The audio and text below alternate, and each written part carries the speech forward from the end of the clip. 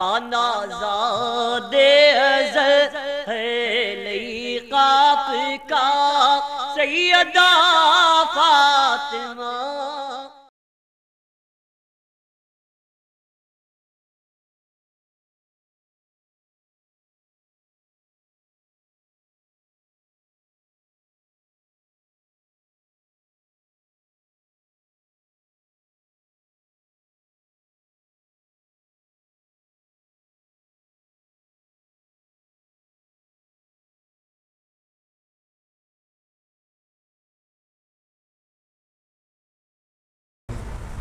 السلام علیکم ورحمۃ اللہ وبرکاتہ.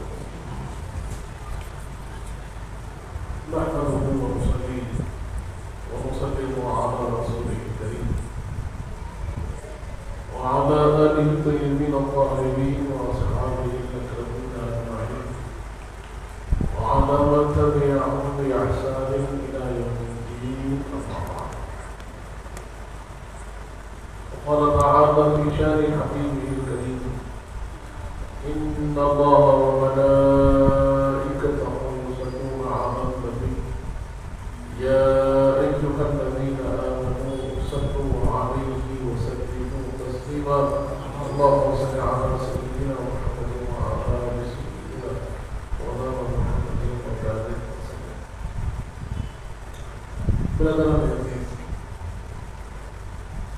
جیسے آپ سب سماعت فرما رہے تھے کہ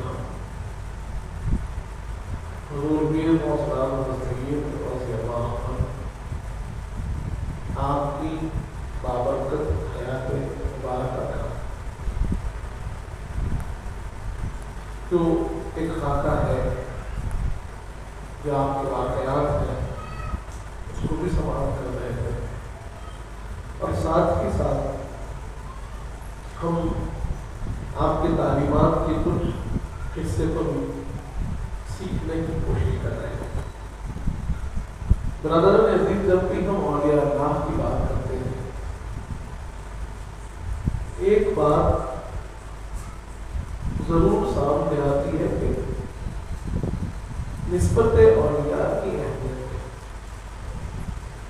تعلیمات اولیاء تو یقیناً اس کی اہمیت اور اس کی فاقیت ہمارے سامنے موجود ہے، لیکن یہ جو نسبت اور ان سے جو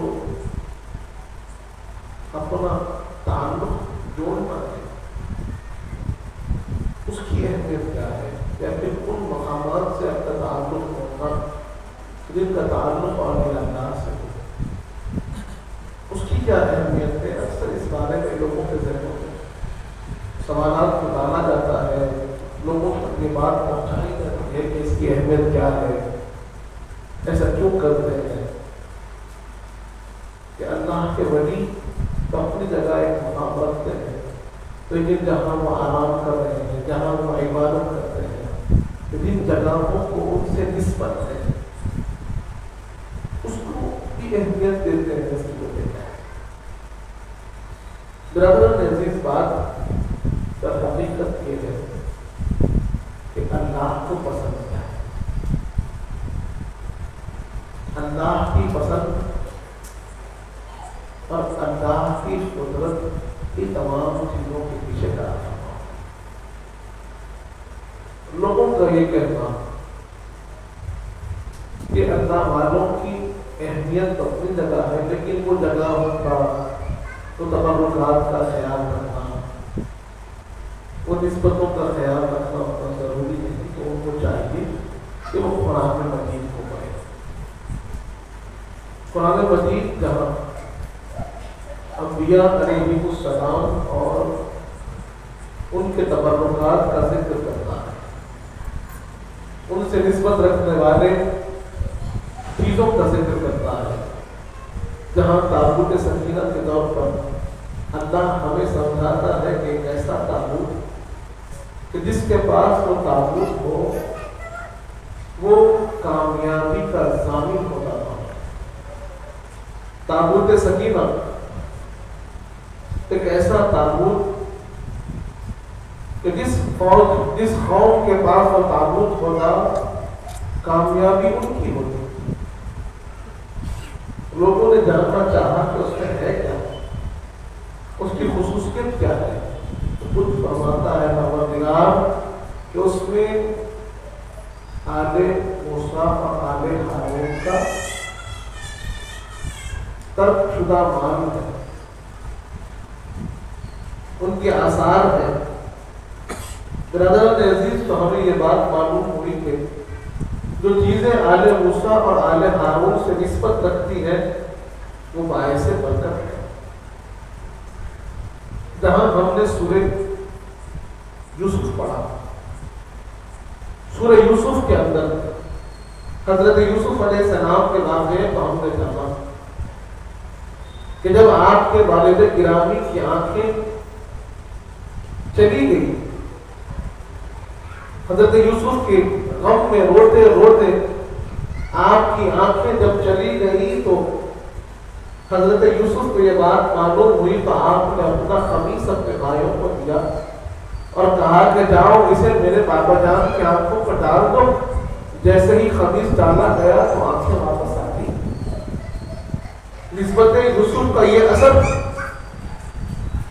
کہ جب ان کے قمیص کو آنکھوں پر ڈالا گیا، وہ بھی تو نبی ہے، حضرت یعقوب بھی تو نبی ہے، ان کے آنکھوں پہ جب حضرت یوسف علیہ السلام کا قمیص ڈالا جاتا ہے تو اس قمیص کی برکت سے اللہ انہیں آنکھوں میں روشنی عطا فرماتا ہے۔ آثار انبیاء کا قرآن شاہد ہے۔ برادران عزیز، لوگوں نے ہم نے اصحاب کہف کے واقعے کو سنا تو قرآن خود کہتا ہے، احادیث کریمہ شاہد ہے کہ لوگوں نے خواہش کی کہ ہم اصحاب کہف کے اس حصے کو، جہاں غار کا جو حصہ ہے، اسے ہم مسجد بنا دیں۔ اب اگر کوئی یہ کہتا ہے کہ ہم نے مقام ابراہیم کو سنا، قرآن کہتا ہے وَاتَّخِذُوا مِن مَقَامِ ابراہیم مُصَلًّى، کہ تم مقام ابراہیم کو اپنی نماز کا بنا دو۔ کیا ہے مقام ابراہیم؟ کہ حضرت ابراہیم علیہ السلام نے جس پتھر پر پیر رکھ کر خانہ کعبہ کی تعمیر فرمائی، یہ وہ پتھر ہے۔ اللہ فرماتا ہے کہ تم اس کے پیچھے نماز پڑھو، اسے اپنا مصلی بنا دو۔ کیوں؟ کیونکہ اسے نسبت ہے حضرت ابراہیم علیہ السلام سے۔ اسی طرح ہم دیکھتے ہیں کہ ہم صفا کے اور مروہ کے درمیان میں دوڑتے ہیں۔ کیا ہے صفا مروہ کی خوبی؟ وہاں کے دوڑنے کی خوبی، یہاں پر بی بی ہاجرہ نے حضرت اسماعیل علیہ السلام کے لیے دوڑ لگائی تھی۔ اللہ ہم کو ان کا دوڑنا یاد رکھانا تھا۔ اللہ لوگوں کو بتانا چاہتا تھا کہ اللہ کے نیک بندے کیسے مشقت اٹھا کر اللہ کی راہ ہمیں چلتے ہیں۔ اللہ نے فرما دیا کہ تم جب بھی جاؤ گے عمرے کو تو دوڑنا، حج کو جاؤ گے تو دوڑنا۔ برادران عزیز، تو یہ آثار ہے کہ اللہ والوں سے نسبت رکھنے والے اشیاء ہیں جنہیں قرآن میں اللہ ذکر فرما رہا ہے۔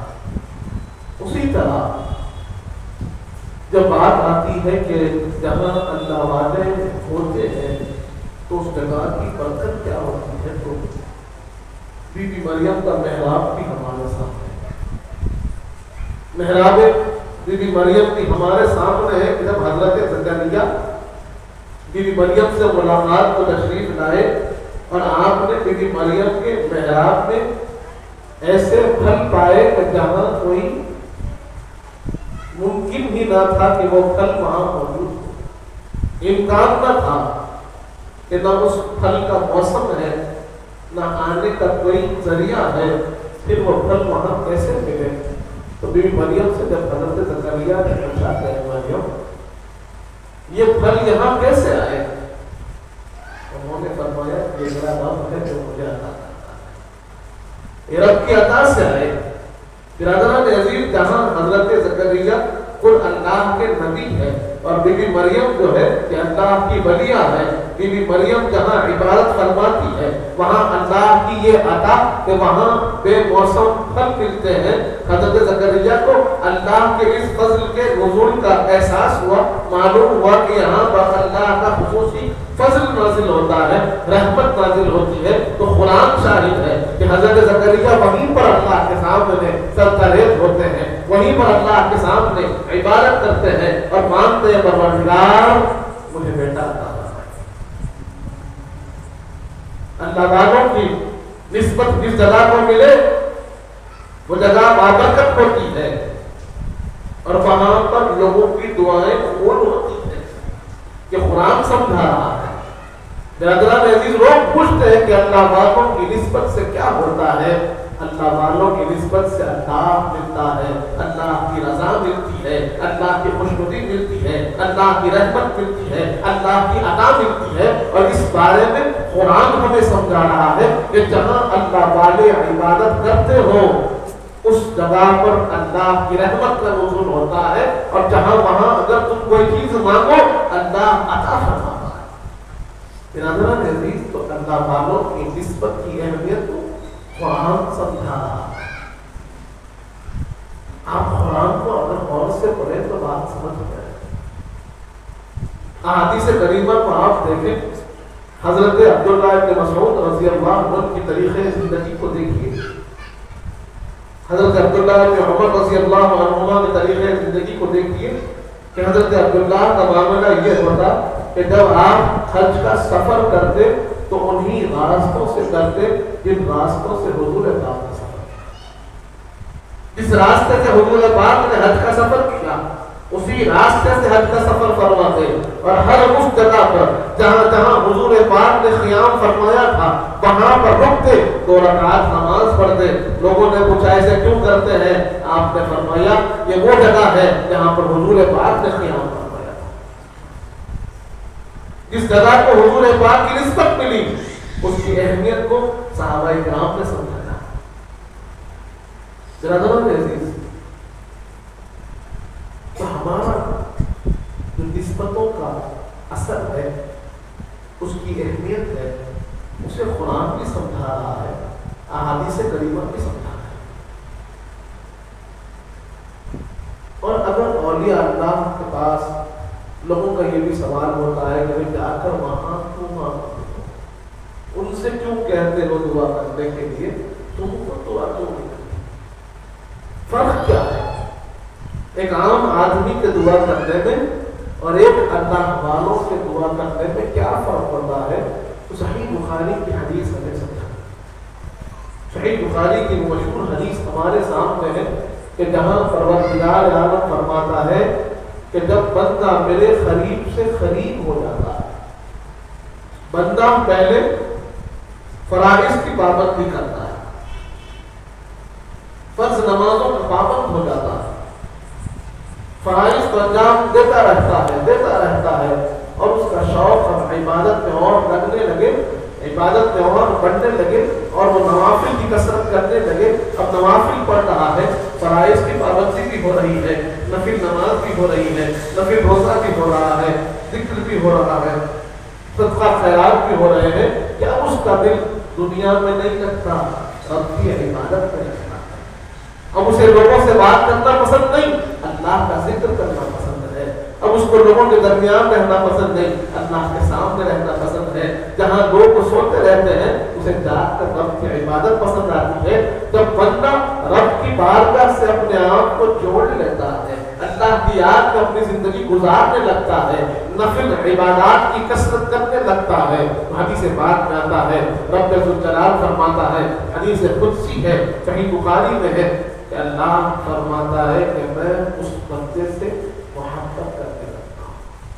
کنتو احببتہ, میں اس بندے کو اپنا محبوب بنا لیتا ہوں, اور جب میں اسے اپنا محبوب بنا لیتا ہوں اللہ فرماتا ہے کنتو سمعہ الذی یسمع بہ وبصرہ الذی یبصر بہ ویدہ التي یبطش بها ورجلہ التي یمشی بها, کہ میں اس کے کان بن جاتا ہوں جس سے وہ سنتا ہے, میں اس کی آنکھیں بن جاتا ہوں جس سے وہ دیکھتا ہے, میں اس کے وہ ہاتھ بن جاتا ہوں جس سے وہ تھامتا ہے, میں اس کے وہ قدم بن جاتا ہوں جس سے وہ پکڑتا ہے. تو جب آپ ہو گیا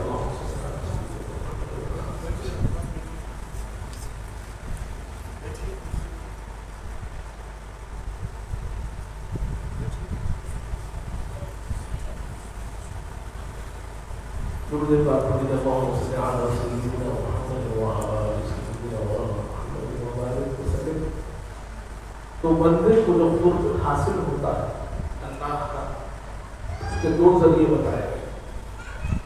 ایک ذریعہ کہ سب سے پہلے وہ فرائض کا پابند ہو، دوسرا یہ کہ وہ نفع و نوافل کی کثرت کرتا رہے، رب کی بارگاہ میں حاضر ہوتا رہے یہاں تک کہ اللہ اسے اپنا محبوب بنا لے. اور جب کوئی اللہ والا بن جاتا ہے، اللہ کا محبوب بن جاتا ہے، تو حدیث پاک میں آتا ہے اللہ فرماتا ہے کہ میں اس کی آنکھیں بن جاتا ہوں جس سے دیکھتا ہے، زبان بن جاتا ہوں جس سے کہتا ہے، کان بن جاتا ہوں جس سے سنتا ہے، ہاتھ بن جاتا ہوں جس سے تھامتا ہے، اور قدم بن جاتا ہوں جس سے چلتا ہے.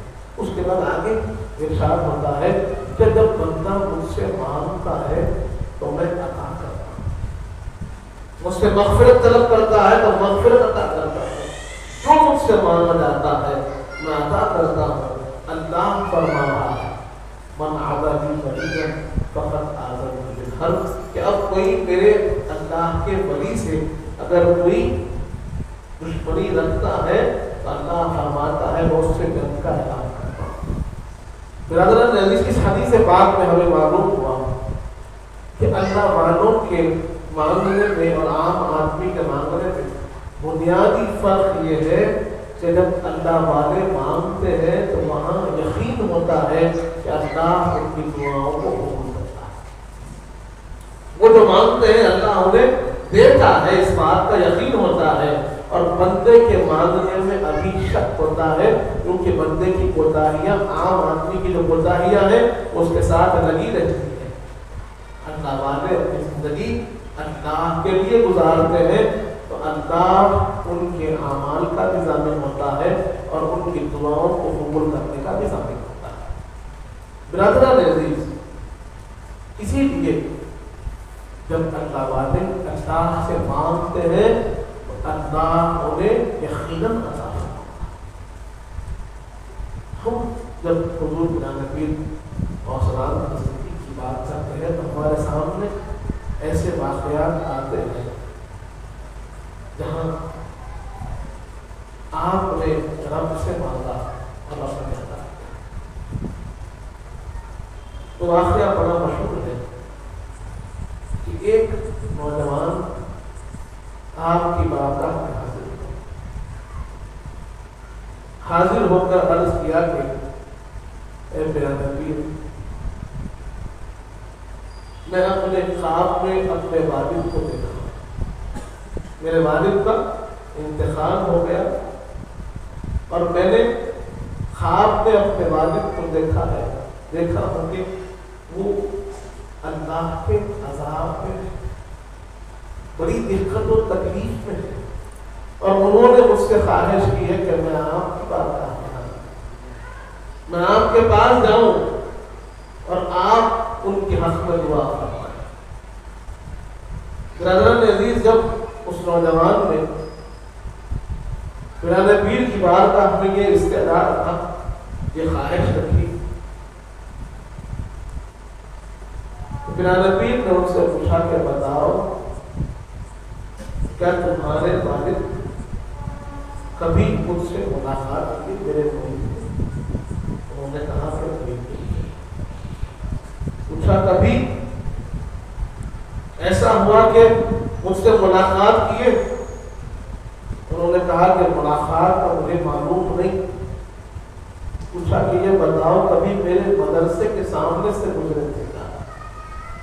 انہوں نے عرض کیا ہاں، ایک مرتبہ آپ کے مدرسے کے سامنے سے گزرے تھے اور کہا تھا کہ یہاں پیرانہ پیر رہتا ہے، یہاں حضرت شیخ عبد القادر جیلانی رہتے ہیں، آپ سے عقیدت ضرور رکھتے تھے.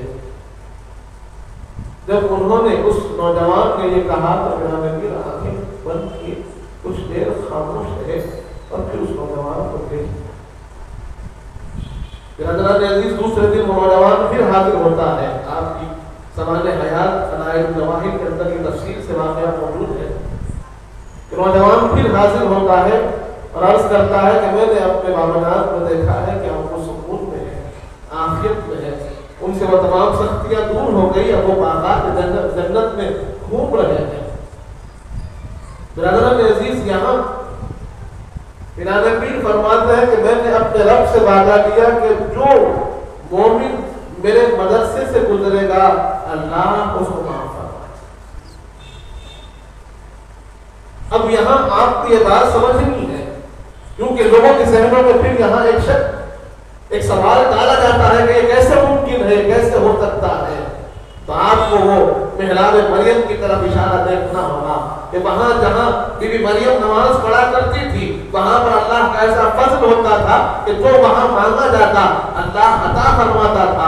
ویسے ہی فضل وہ پیران پیر کے مدرسے پہ اللہ عطا ہوتا تھا کہ جب کبھی کوئی بندہ وہاں پر حاضر ہوتا تو اللہ کے فضل سے پہلا نہ ہوتا تھا. اور ہم نے حدیث پاک میں سنا ہے کہ جیسے اگر اللہ کا کوئی بندہ, اللہ کا نیک بندہ اللہ سے مانگتا ہے تو اللہ عطا کرتا ہے, اللہ اسے روکتا ہے. تو اب ہم جن کی بات کر رہے ہیں وہ سید الاولیاء ہے اور انہوں نے اللہ سے مانگا ہے پروردگار جو میرے مدرسے میں دل کی سچائی کے ساتھ آ جائے اس کی مغفرت آپ فرما دیجیے. حضرت عزیز تو ایسے واقعات آپ کو ان گنت ملے ہیں کہ جہاں پر اللہ کے فضل سے پیران پیر کی دعا سے بہت لوگوں کی زحمتوں پر اللہ نے دور کیا. لیکن لوگ جب اس پر سوال اٹھائے, اعتراض کریں تو ان کو سمجھانا ہوگا کہ مزاج کو سمجھو, اللہ کی قدرت کے کرشموں کو سمجھو کہ کیسے اللہ اپنے قدرت کے کرشموں کو بتا رہا ہے, اللہ کی رحمت کیسے شامل حال ہوتی ہے. حضرت پیران پیر کا معاملہ یہ ہے کہ یہاں تک ایک اور واقعہ ملتا ہے کہ ایک قبرستان سے ایک قبر سے آواز آ رہی ہے, ایسی آواز ہے کہ جب آدمی بہت مشکل میں ہوتا ہے تو ایسی آوازیں کرتا ہے, جب اس پر سختیاں ٹوٹ پڑتی ہیں تو ایسی آوازیں کرتا ہے. محسوس ہو رہا ہے کہ اللہ کا عذاب وہاں نازل ہو رہا ہے, ویسی آوازیں اس قبر سے آ رہی ہیں. تو کسی نے آ کر پیران پیر سے عرض کیا یا پیر قبرستان سے بڑی ہولناک آوازیں آ رہی ہیں, تکلیف والی آوازیں آ رہی ہیں, آپ ان کے لیے دعا کریں. پیران پیر نے پوچھا کہ وہ میرا مرید ہے؟ فرمایا گیا کہ نہیں. پوچھا کہ کیا وہ میرے مدرسے پاتا تھا, میرے ساتھ نماز پڑھتا تھا, کبھی میرے پیچھے کوئی نماز ادا کی تھی؟ لوگوں نے کہا کہ نہیں, ایسے نہیں ہے. تو کہا کہ مجھ سے کوئی ادنا تعلق ہے کیا؟ لوگوں نے کہا کہ بات یہ ملتی ہے کہ ایک مرتبہ اس کے سامنے آپ کا ذکر ہوا تو اس نے آپ کی تعریف کی تھی, آپ کے ساتھ وہ حسن ظن رکھتا تھا, آپ کے ساتھ اس کا محبت کا تعلق تھا, آپ کے لیے اچھا سوچتا تھا. پیران پیر نے اللہ کی بات کا یہ دعا کی پروردگار وہ فلاں بندہ اس کے دل میں ایمان اور وہ اچھائی سے سوچتا تھا, آپ اس کی مغفرت فرما دیجیے. لوگ کہتے ہیں کہ ادھر پیران پیر نے دعا فرمائی اور اللہ نے اس کے عذاب کو اٹھا لیا, وہاں سے آوازیں ختم ہو گئی. معاملہ کیا ہے؟ معاملہ کہ اللہ نے آپ کو وہ مقام عطا فرمایا تھا, آپ کی دعاؤں کو مقبولیت عطا فرمائی تھی کہ آپ دعا مانگتے اور اللہ کو. برادران عزیز, جب ہم دعاؤں کی مقبولیت کی بات کرتے ہیں, اللہ کے فضل و کرم کی بات کرتے ہیں, تو اس کے لیے جو حدیث بات ہم نے سنی اس کے ابتدائی حصے پر غور کرنے کی ضرورت ہے کہ یہ دعاؤں کی مقبولیت کیسے حاصل ہوتی ہے، یہ قرب خدا کیسے حاصل ہوتا ہے، ایک نفس مطمئنہ کیسے حاصل ہوتا ہے، اس کے لیے کرنا کیا ہے۔ سب سے پہلی چیز، جیسے ہم نے کل بھی جانا قرآن پیر کے تعلیمات میں، سب سے پہلی چیز جو آپ نے فرمائی کہ اللہ کے احکام کی اطاعت، اور اس میں بھی سب سے زیادہ اہمیت والی چیز ہے فرائض کی پابندی۔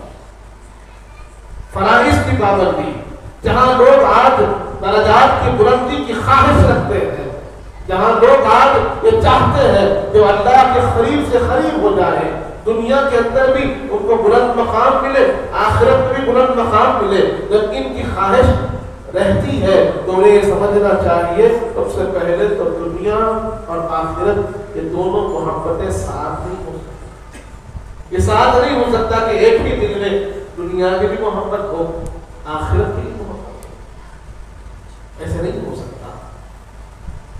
دل مقام ہے اللہ اس کے رسول کی محبت، وہاں پر آپ کو اللہ کی محبت رکھنی ہے، حضور پاک کی محبت رکھنی ہے، اور اگر وہاں آپ دنیا کی محبت رکھیں گے تو پھر آپ ان مقامات کا فائد نہیں۔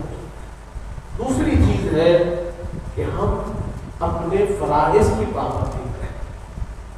قرآن پیر نے بارہا اس بات کو سمجھایا، آپ کے تعلیمات میں ہمیشہ اس بات کی طرف توجہ دلائی گئی کہ تم اللہ کے احکام کے مطیع بن جاؤ، اطاعت گزار بن جاؤ، فرما بردار بن جاؤ۔ اور اس حدیث پاک میں وہی بات ملتی ہے کہ جہاں ہم اللہ کے ولی کے درجوں کی بات کرتے ہیں، مقام کی بات کرتے ہیں کہ ان کے زبان سے نکل گیا، ہو جاتا ہے، کیسے ہوتا ہے؟ کیونکہ اللہ نے فرما دیا زبان ان کی ہوتی ہے، بولنا ہمارا ہوتا ہے۔ اگر وہ دیکھتے ہیں لوگوں کے دل بدل جاتے ہیں، دل دیکھتے ہی دل کیسے بدلے، دیکھنا ان کا ہوتا ہے۔ قدرت کا فرما پروردگار کی ہوتی ہے، کوئی چیز کو تھام لیتے ہیں تو پھر اس کو ایسی دستگیری عطا فرماتے ہیں کہ اس کی ہر تکلیف کو دور کر دیتے ہیں۔ وہ کیسے ہوتا ہے؟ یہ تھام رہے ہیں اور اس کی ہر مشکل دور ہو رہی ہے، کیونکہ تھامنا ان کا ہے، قدرت کا فرما پروردگار کی ہے۔ لیکن یہ مقام ملا کیسے؟ اس مقام پر فائز ہونے کے لیے کوشش ضروری ہے، ریاضت ضروری ہے، محنت ضروری ہے۔ بلال پیر سرکار کی حیات بابرکت کو جب ہم پڑھتے ہیں ہمیں معلوم ہوتا ہے کہ 25 برس آپ نے ایسی محنت کی ہے، ایسی مشقت کی ہے، دنیا سے اپنے آپ کو ایسے کاٹ کر رکھا، ربطیات میں اپنے آپ کو ایسے منہمک رکھا کہ کئی دن آپ بھوکے پیاسے رہتے، کئی دن صرف پتیاں کھا کر گزارتے، کئی دن آپ کو پانی نصیب نہیں ہوتا۔ ایسے صحرا جنگل میں آپ کبھی صحرا میں کبھی جنگل میں اللہ کی یاد میں لگے ہوئے، اللہ کی یاد میں لگے ہوئے ہیں۔ برادران عزیز، مشقتیں ایسی، آپ خود فرماتے کہ شیطان الگ الگ شکلیں لے کر مجھے بھٹکانا چاہتا، مجھے اپنی راہ سے ہٹانا چاہتا، ہر قسم کی اس نے کوشش کر لی۔ ہم نے وہ واقعہ بھی سنا ہے کہ جہاں آپ اللہ کی عبادت میں منہمک ہے، آپ کے سامنے ایک ابر سایہ فگن ہو گیا، وہاں پر آپ کو آواز دی، عبد القادر میں تمہارا رب ہوں اور میں تم سے راضی ہو گیا ہوں اور تمہیں ہر اس چیز کو تمہارے لیے حلال کرتا ہوں جو حرام ہے۔ آدمی مشقت میں لگا ہو اور اس کے بعد ایسا منظر آپ کے سامنے آ گیا، آپ نے کہا اعوذ باللہ من الشیطان الرجیم، میں اللہ سے پناہ مانگتا ہوں شیطان مردوں سے۔ دیکھتے ہیں معاملین کہ وہ جیسے ہی آپ نے تعاوذ پڑھا تو وہ امر ایک آنکھ کا ڈسا لگ گیا اور پھر آواز آئی کہ عبد القادر آپ کو آپ کے علم نے بچا دیا۔ آپ نے فرمایا لا حول ولا قوت الا باللہ، مجھے میرے علم میں نہیں اللہ کے فضل نے بچایا۔ برادران عزیز، جب یہ واقعہ آپ نے اپنے صاحبزادے کو سنایا، آپ روایت فرماتے ہیں آپ کے صاحبزادے نے پوچھا کہ بابا جان وہ کیا چیز تھی کہ آپ پہچان گئے کہ وہ شیطان ہے؟ قرآن اللہ رب العزت کی یہ شان نہیں کہ جس چیز کو ایک مرتبہ حرام فرما دے تو پھر وہ حلال کر دے. جو چیزیں حضور پاک نے فرمائی کہ حرام ہے، جس کی پابندی حضور پاک نے فرمائی ہے، وہ کسی اور کے لیے حلال نہیں ہو سکتے. برادران عزیز، آج ہم دیکھ رہے ہیں، آج ہمارے معاشرے میں لوگ الگ الگ ناموں سے ان چیزوں کو عام کرنے کی کوشش کر رہے ہیں کہ جو شریعت میں حرام ہے، جو شریعت میں غلط ہے، جس کو اللہ نے منع کیا، جس کو حضور پاک نے منع کیا، وہ طریقت کے نام پر لوگ اسے حلال کرنے کی کوشش کر رہے ہیں، جائز کرنے کی کوشش کر رہے ہیں. تو انہیں جاننا چاہیے اور وہ معصوم لوگوں کو بھی سمجھنا چاہیے کہ جسے اللہ نے حرام کر دیا، حضور پاک نے حرام کر دیا، وہ سب کے لیے حرام ہے، وہ ہر حال میں حرام ہے. کسی اور نام سے، کسی اور طریقے سے اسے حلال کرنا، یہ کہہ دینا کہ نماز اب مجھ پر لازم نہیں، یہ کہہ دینا کہ روزہ مجھ پر لازم نہیں، یہ کہہ دینا کہ میں عبادتوں سے آگے نکل چکا ہے، یہ بالکل غلط بات ہے. ہم ان کے امتی ہیں کہ جو سرور کائنات سید الانبیاء نماز میں کھڑے ہوتے تو ان کے پیروں پر ورم پڑ جاتے، ہمارے آقا کے پیر سوج جاتے اور آپ اللہ کی عبادت میں لگے رہتے ہیں. حضرت عزیز، جب حضور پاک نے نماز پڑھی تو کسی اور پر نماز معاف نہیں ہو سکتی.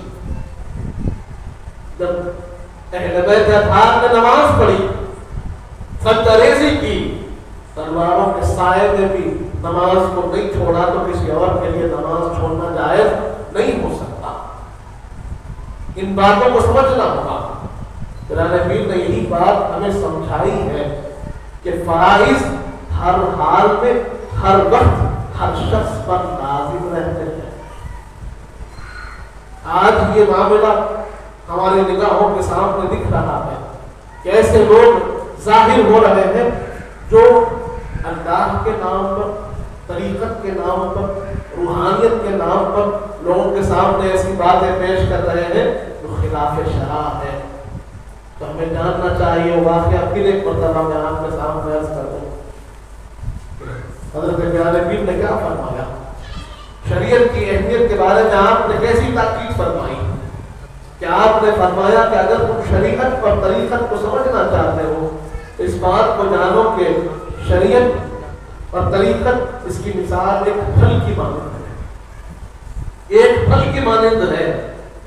شریعت اس کا گوشت ہے، اس کا چھلکا ہے، اور طریقت اس کا مغز ہے. کہ جب تک تم چھلکے کو نہ پہنچو گے مغز کو نہیں پا سکتے. چھلکے سے ہوتے ہوئے کی مغز تک جانا ہے. جب تک شریعت کی پابندی نہیں ہوگی طریقت کے اصول اور طریقت کے مدارج کسی کو حاصل نہیں ہو سکتے. اور لوگ سمجھتے ہیں کہ طریقت کے مدارج کچھ اور ہے، کچھ اور نہیں ہے. نماز وہی ہوگی، ذکر وہی ہوگی، عبادت وہی ہوگی، خیرات وہی ہوگی، معاملات وہی ہوں گے. بس اس کے اندر آدمی کی کیفیات، آدمی کا اخلاص، آدمی کا تقویٰ، آدمی کا زہد، آدمی کی پرہیزگاری اور آدمی کی استقامت اور پابندی ہوتی ہے تو ان نمازوں کو اس کو مدارج کی بلندی کا ذریعہ بنا دے. اس بات کو سوچنے کی ضرورت ہے. تو واقعہ ہمارے سامنے ہے کہ حضرت پیارے پیر کی بارگاہ میں آپ کے ایک مرید آئے اور بہت دن تک قیام کیا. بہت دن قیام کرنے کے بعد جب واپس کی ہونے لگی تو پیارے پیر نے پوچھا کہ بابا کس مقصد سے آئے تھے اور واپس کیوں جاتے ہیں؟ انہوں نے عرض کیا پیارے پیر آپ کے کرامات کے میں نے چرچے سنے، میں نے جانا تھا، میں نے اس بات کو سنا تھا کہ کبھی کسی نے آپ کو پانی پہ چلتا ہوا دیکھا ہے. میں نے یہ سنا تھا کہ آپ کو ایک ہی وقت میں کئی محفلوں میں لوگوں نے دیکھا ہے. میں نے یہ واقعہ بھی سنا تھا کہ آپ کے گھر کوئی آتا ہے تو کیسے اس کے اوپر کیفیات عالی ہوتے ہیں. تو میری چاہت تھی کہ میں بھی کچھ کرامت آپ کی اپنی آنکھوں سے دیکھوں، اپنی نگاہوں سے آپ کی کوئی ایسی کرامت دیکھوں. اس پر نبی نے پوچھا کہ پھر کوئی کرامت دیکھی یا نہیں دیکھی؟ انہوں نے اپنی سوچ و مزاج کے لحاظ سے عرض کیا کہ میں نے نہیں دیکھی. نبی نے پوچھا بتاؤ کوئی نماز چھوٹتی ہوئی دیکھی؟ انہوں نے کہا کہ نہیں، آپ تو نماز کے پابند ہیں۔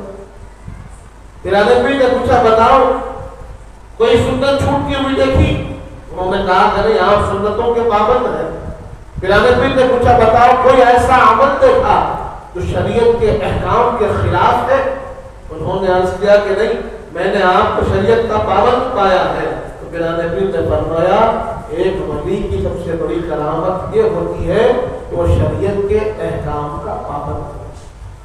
پھر حضرت عزیز یہ اہمیت شریعت کی پھر نبی نے سمجھائی۔ ہم نے بارہا اس واقعے کو بارہا ہم نے قرآن مجید کی حیات بابرکت کے اندر علم کی اہمیت کو جانا، عمل کی اہمیت کو جانا۔ آپ کے تعلیمات میں جہاں آپ نے حکم دیا کہ تم فرائض کے پابند رہو، وہیں پر آپ نے حکم دیا کہ تم خرابیوں سے بچو، برائیوں سے بچو، گناہوں سے بچو، یہاں تک آپ نے فرمایا کہ تم خلاف اولا کام سے بھی بچنا، جس میں تمہیں شک پیدا ہوتا ہے، جس کام میں شک پیدا ہو اس سے بھی بچنا۔ پھر حضرات عزیز ہم جانتے ہیں کہ قرآن مجید واسرات دستگیر آپ حنبلی فرق کو اختیار کیا، آپ حنبلی تھے، اور اگر آپ دیکھنا چاہیں کہ احتیاط کیسے ہوتا ہے، تقویٰ کیسے ہوتا ہے، مشتبہ چیزوں سے بچنا کیسا ہوتا ہے، تو امام احمد بن حنبل کا واقعہ یاد آ رہا ہے۔ ایک مرتبہ امام احمد بن حنبل کی ایک باندھی آپ کے لیے روٹی بنائی، اور روٹی بنانے میں کیونکہ تاخیر ہو رہی تھی، کھانے کا وقت تھا، تو آپ نے ایسی دکان سے نمک لا لیا جہاں پر دنیاوی لوگ اور گناہگار لوگ بیٹھا کرتے تھے۔ امام احمد بن حنبل کے جب سامنے روٹی آئی، روٹی تناول کرنے کا وقت آیا، تو آپ نے روٹی اٹھائی اور باندھی سے پوچھا کہ باندھی بتاؤ یہ روٹی آج کچھ مختلف نظر آتی ہے، الگ نظر آتی ہے، اس میں کیا ملایا ہے؟ باندھی نے عرض کیا کہ میں نے اس میں صرف نمک ملایا۔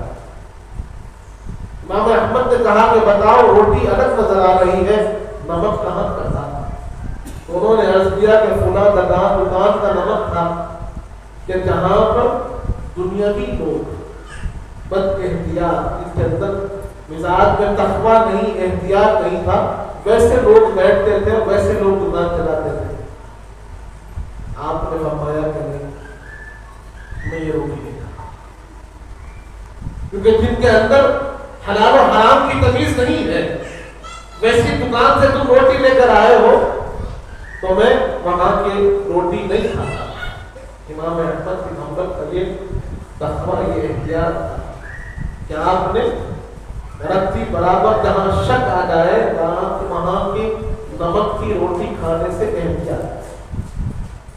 اب آپ کی باندھی نے کہا کہ اگر امام احمد بن حنبل کی روٹی کھانے سے احتیاط فرما رہے ہیں، میں بھی نہیں کھاتا۔ امام احمد بن حنبل کی باندھی تھی، انہوں نے کہا کہ میں بھی نہیں کھاتا، اب نہیں کھاتی۔ اب معاملہ اس کے بعد یہ ہوا کہ وہاں پر آپ کے پاس پابندی سے ایک فقیر آیا کرتا تھا، مانگنے والا آیا کرتا تھا۔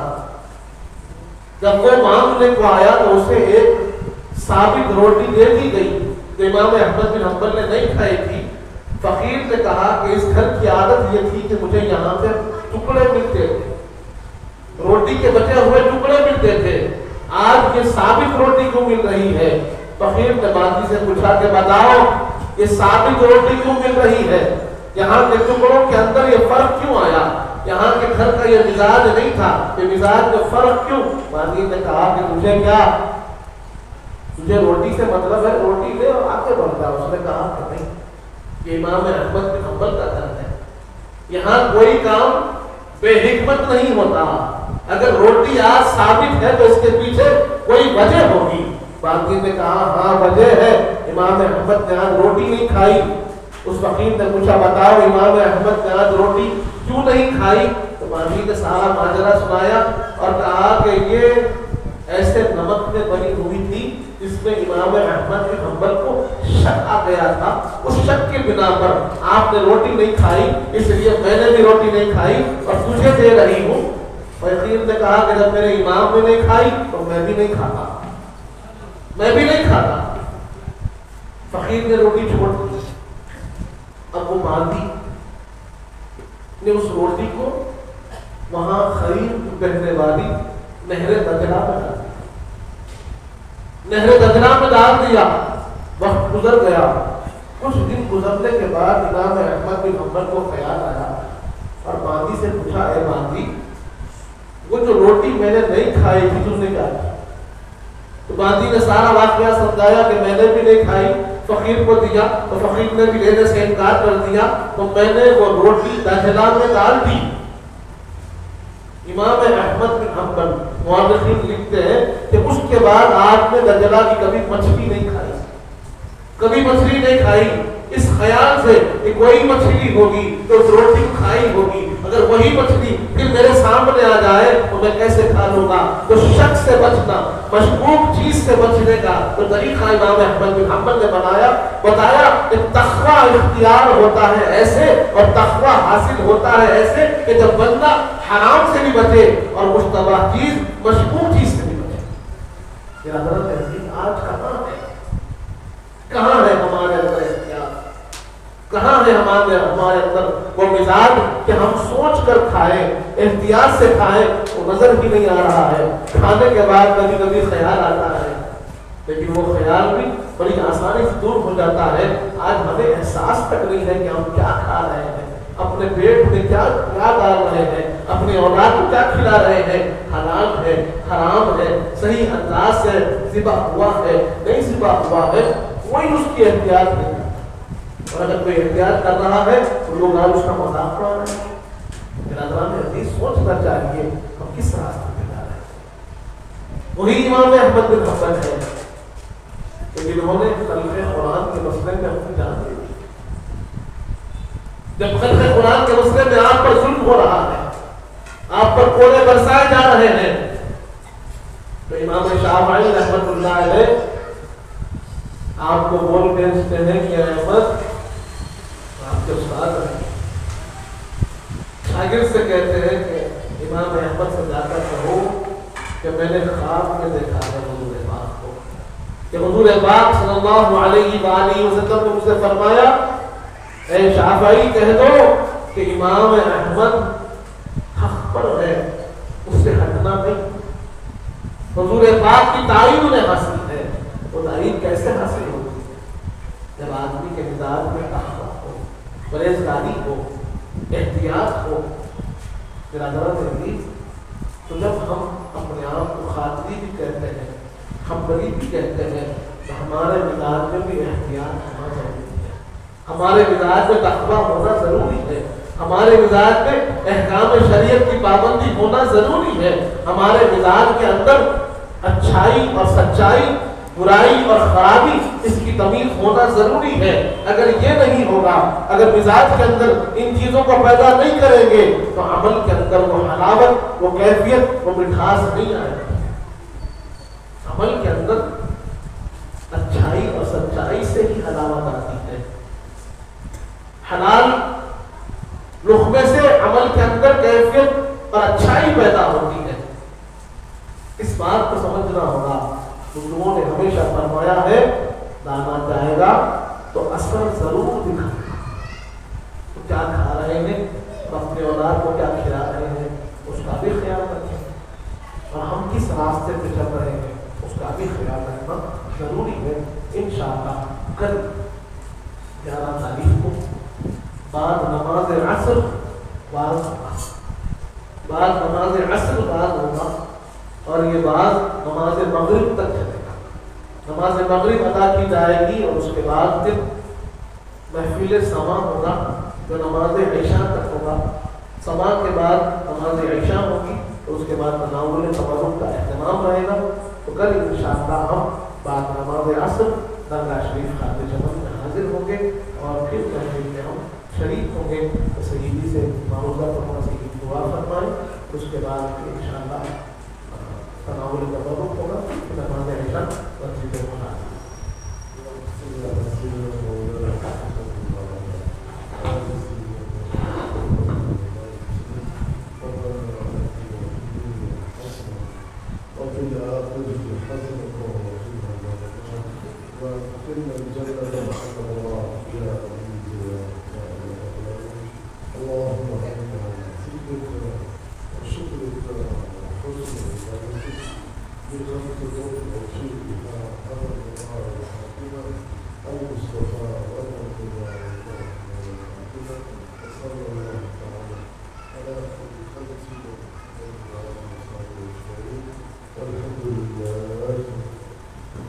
सरकार आपका मोहताज करम है, निस्बत की कसम है, निस्बत की कसम है।